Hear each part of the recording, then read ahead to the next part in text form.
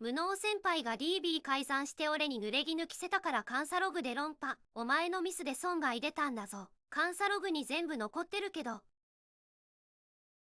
これは OTSIR で働くあるデータベースエンジニアの話。俺は26歳のデータベースエンジニア。 OTSIR に勤めて3年目になる。主にオラクルやポストグレス QL を使った金融系システムを担当してる。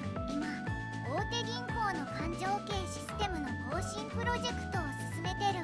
このプロジェクトかれこれ半年くらい続いてて、俺はデータベースの設計から実装まで全部担当してた。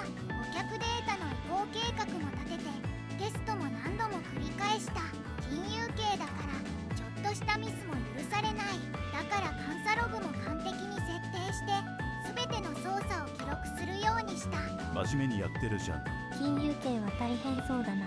問題はチームに無能な先輩 SE がいたことなんだよな。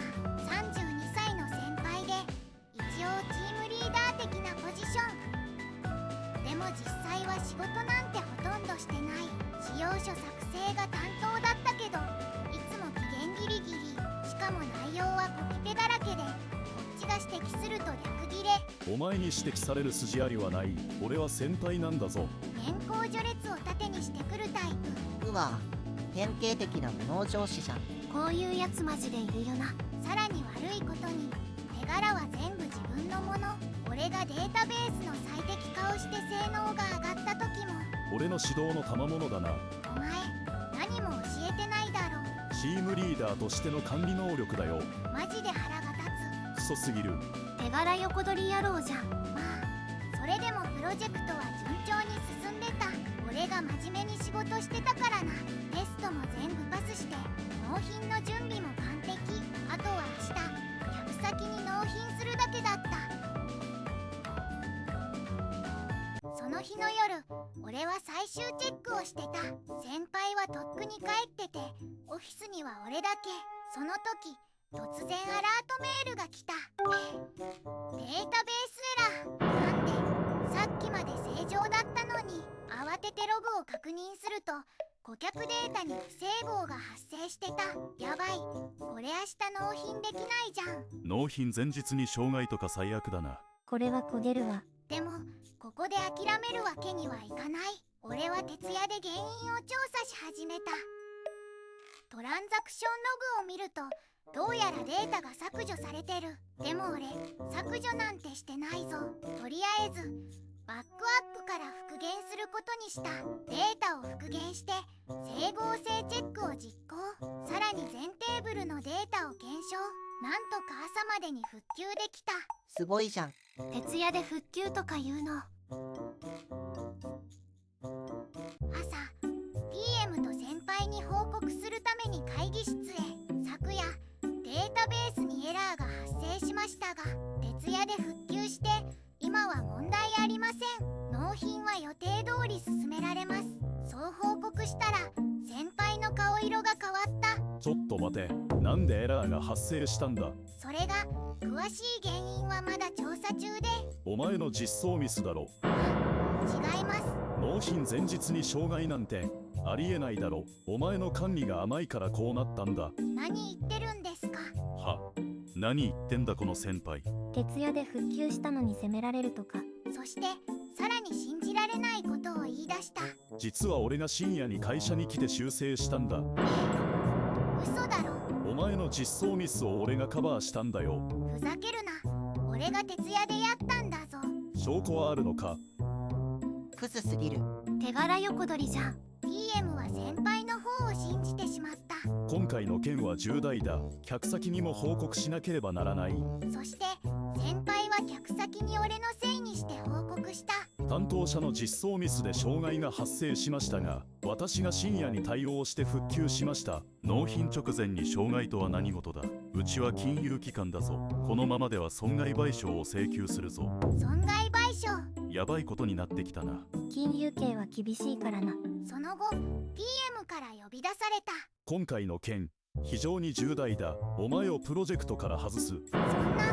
さらに降格と始末書の提出を命じる。俺は何もやってない。黙りなさい。当分自宅待機しろ。そんな。理不尽すぎる。完全に濡れ衣じゃん。先輩クズすぎ。自宅待機を命じられた俺は部屋で一人悩んでた。なんで俺がこんな目に。半年間必死に頑張ってきたのに、その日の夜会社の同期から連絡が来た。一致。大丈夫か？いや、正直全然大丈夫じゃない。実はな、会社ですごいことになってる。どういうこと？先輩がお前のせいで大損害が出そうだったって自分が身を挺して対応したって言いふらしてる。なんだと？しかも PM にボーナス査定をアップしてくれって要求したらしい。クソが。ボーナスアップまで要求とか。クズの極みだな。それとな、みんなお前のことを避けるようになってる。問題児扱いされてて関わりたくないって雰囲気なんだ。そんな。完全に孤立じゃん。辛すぎる。その後状況はさらに悪化した。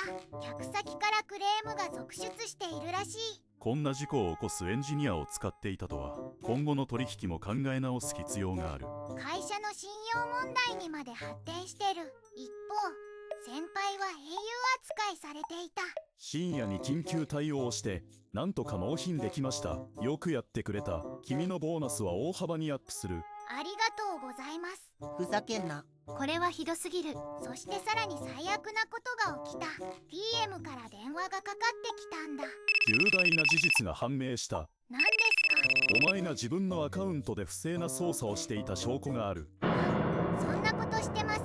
システムログに残っている。本社の人事部と話し合った結果、懲戒処分も検討している。待ってください。絶対におかしいです。これ以上の弁解は無用だ。クソ。完全にはめられてるじゃん。先輩が証拠を捏造したんじゃないの。電話を切った後、俺は部屋で一人考えた。待てよ、俺のアカウントで不正操作。そんなことしてないぞ。もしかして先輩が何かしたのか。俺監査ログを完璧に設定したはずだ。全ての操作が記録されているはず。そういえば最初に監査ログの話してたな。それが伏線だったのか。よし、自分で調べよう。 VPN で会社のサーバーに接続できる。俺は VPN 接続してデータベースのログを確認し始めた。まずは監査ログから。ログを見ると確かに俺のアカウント名が記録されてる。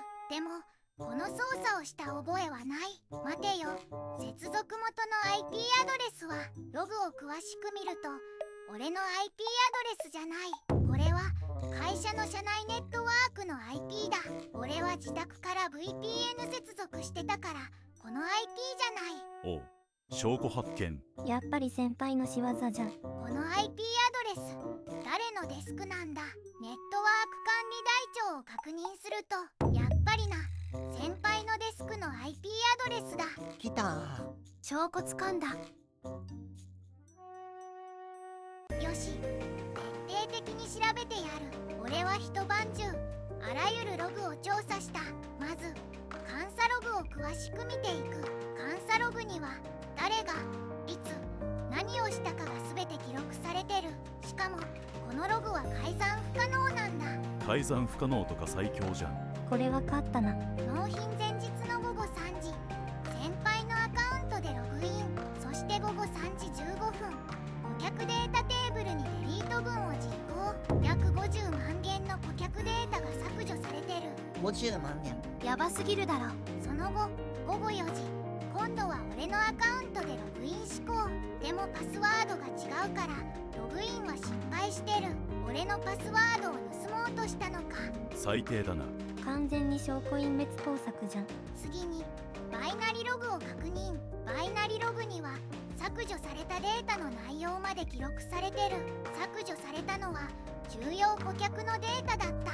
これ銀行の勘定系データだぞ。先輩、何考えてるんだ。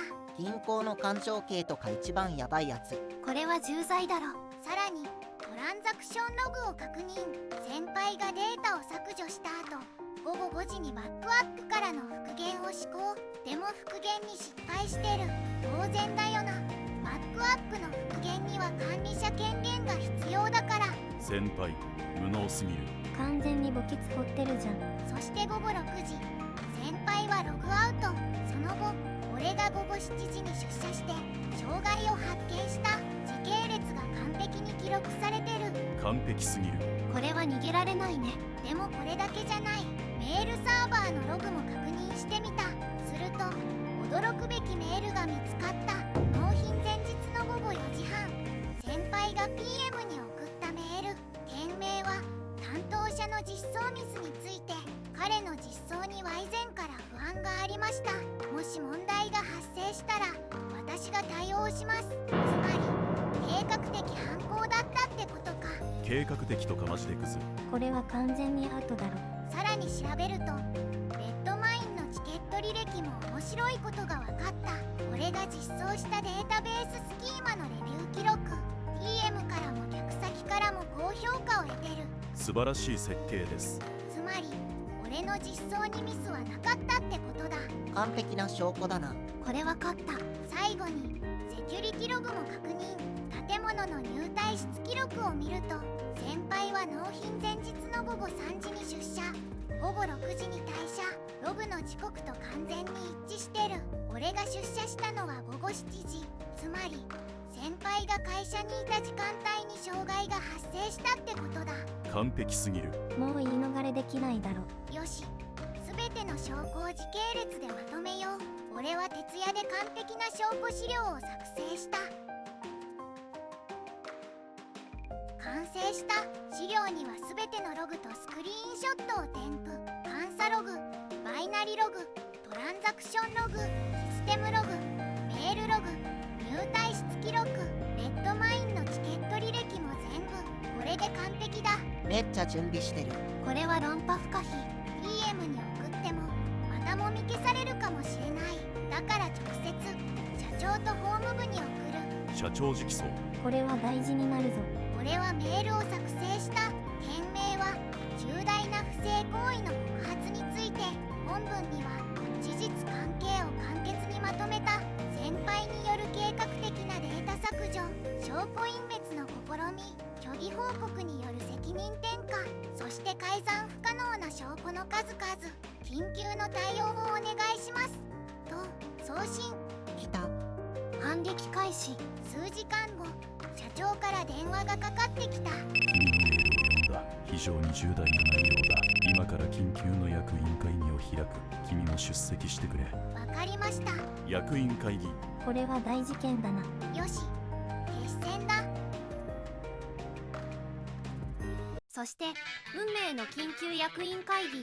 会議室には社長、役員、法務部、PM、そして先輩が揃っていた。では会議を始める。まず陸地君から状況を説明してもらおう。はい、それでは説明させていただきます。俺は準備した資料を開いた。まず監査ログをご覧ください。納品前日の午後3時15分、先輩のアカウントで顧客データが大量削除されています。ちょっと待ってください。それは彼がミスをしたから私が修正したんです。ではなぜデリート文を実行したんですか。修正ならアップデート文やインサート文のはずですが。それは論破だ。先輩、もう積んでる。さらにバイナリログを見ると削除されたのは約50万件の重要顧客データです。50万人だと。そしてこちらがシステムログです。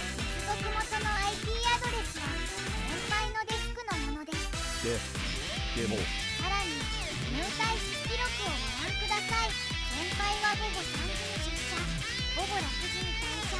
私が出社したのは午後7時です。完璧な証拠。もう逃げられない。そしてこちらが決定的な証拠です。先輩が PM に送ったメールです。データ削除の30分前に送られた。その内容をご覧ください。彼の実装には以前から不安がありました。もし問題が発生したら私が対応します。つまり計画的犯行です。違います。そんなつもりじゃ。さらに先輩は私のアカウントでログインしようと試みています。証拠隠滅を図ったのは明らかです。完全論破。最後にレッドマインのチケット履歴をご覧ください。の実装は PM からも客先からも高評価を得ています。実装ミスなど存在しません。これは完全に証拠が揃っているな。すみません、すみません。私がやりました。白状来た。ざま君は懲戒解雇とする。さらに会社が被った損害の賠償として1500万円を請求する。1500万。業務妨害罪と電磁的記録不正作出罪で刑事告訴も検討します。そんな人生終わった。自業自得。完全に因果を落とす。 PM も管理責任を負う。降格とする。申し訳ございません。そして一致はい。君が徹底した調査と完璧な証拠収集に感謝する。今日から君を課長に昇進させる。さらに特別ボーナスとして150万円を支給する。150万円。来た。大勝利。客先への説明は私が直接行う。一致君も同行してくれ。客先への説明は全ての証拠を提示することで理解を得られた。一輝さんの技術力の高さには驚きました。監査ログの重要性を改めて認識しました。今後もぜひお願いします。ありがとうございます。客先からも感謝されることが最高。完璧なハッピーエンド。俺は新しいプロジェクトのリーダーに抜擢された。課長としての初仕事だ。同僚たちも今では俺を尊敬してくれている。一致課長、かっこよかったです。ありがとう。一方、先輩はというと、懲戒解雇後刑事告訴された。損害賠償1500万円の支払いも命じられた。 IT 業界では完全にブラックリスト入り。転職活動もうまくいかず別業種に行くしかないらしい。自業自得。ざまーとしか言えない。俺は今充実した毎日を送ってる。監査ログの重要性を改めて実感したよ。ログは嘘をつかない。これからも真面目にコツコツ頑張っていくよ。良い話だった。めっちゃスカッとした。最後まで読んでくれてありがとう。ショーツ。お疲れ。監査ログ最強。これからも頑張れ。